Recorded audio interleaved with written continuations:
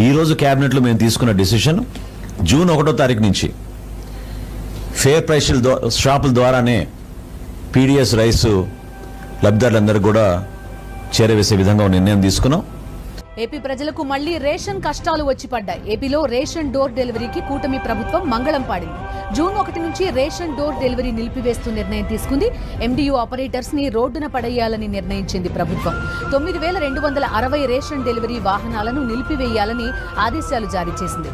కూటమి ప్రభుత్వ నిర్ణయంతో మళ్లీ పాత పద్ధతిలో రేషన్ షాపుల నుండి బియ్యం సరఫరా చేయనున్నారు. కాలనకుండా మన ఇంటికే మరి అన్ని పంపించిండురా, మన కడుపు నింపి తను మురిసిండురా. ఓ నివ్వను పేదోడి ప్రాణం, ఎంత పెద్దగా వచ్చిన రోగం అని అడ్డుపడ్డాడు బతకాలి పేదోడు పెద్దోయ నా తీరుగా. ప్రేమ గల్ల మన జగనన్నరా.